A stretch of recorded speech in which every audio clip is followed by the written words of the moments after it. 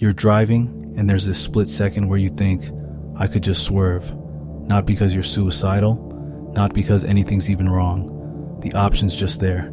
Or you're standing somewhere high, and your brain shows you stepping off. Not as a plan, just this weird simulation that runs on its own. It's called passive suicidal ideation. That space where you're not trying to die, but you wouldn't really mind if things just stopped. And if you felt it, you already know exactly what I mean.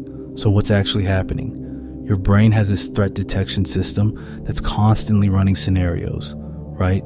Most of the time it's useful. Don't touch that. Watch for that car, whatever. But sometimes it starts simulating things that aren't even threats. It just shows you exits. There's this thing called the call of the void. Researchers think it's your brain misfiring between balance and survival instinct. Sees danger, gets fear, but interprets it wrong. So it feels like desire, when it's really just noise. And once you notice this pattern, you see it everywhere. Crossing the street slower than you should, forgetting to eat and not caring. That calm that hits when you're driving at night, thinking about how easy it'd be to just drift. You're not planning anything, but the awareness that the option exists, sometimes that's the only thing that feels real. And look, you can tell yourself, this is your brain protecting you, showing you the emergency exit in case you need it. But that's not what's happening. What's happening is you're spending energy every single day, keeping that exit visible. You're maintaining it, checking on it, making sure it's still there. You think you're surviving. You're not. You're negotiating. Every morning you wake up and your brain goes, okay, we doing this again? And you go, yeah, I guess. That's not living. That's just agreeing to another round. What your brain's actually doing here is trying to solve an energy problem. When you're emotionally exhausted, your nervous system looks for ways to stop bleeding resources. And the biggest drain you've got? Maintaining the performance of being okay. So your brain offers this thought, what if you didn't have to anymore? Not as a plan, as a relief fantasy. Same mechanism as daydreaming about quitting your job or disappearing somewhere. Your brain's testing escape routes. Difference is, this one feels more available, more final. And weirdly, that makes it comforting. You're not stuck. You're choosing to stay. At least that's what you tell yourself. That illusion of control, that's what's keeping you here. And yeah, that's functional. The fantasy does the work so you don't have to actually do it. It's a pressure valve. Every time things get unbearable, you think about stopping. And somehow that makes it bearable again. Which sounds insane when you say it out loud, but it works. You get up the next day.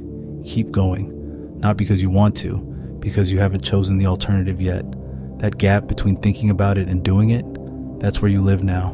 And what you're about to hear is going to piss you off, but you need to hear it. You've gotten really efficient at it. Nobody knows.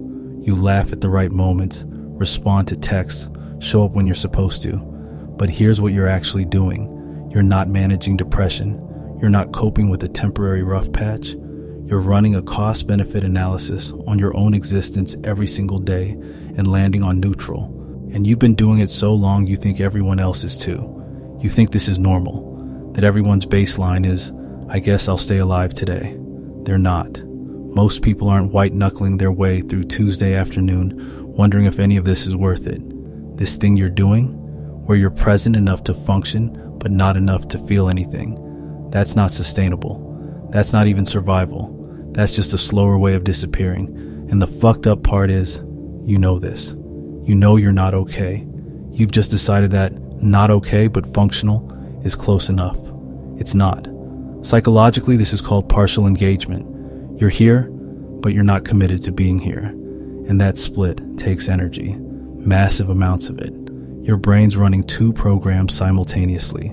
Survive this day and keep the exit route warm. That's why you're exhausted when you haven't done anything. That's why small tasks feel impossible. You're not just living your life, you're also maintaining this parallel mental architecture of how you could leave it.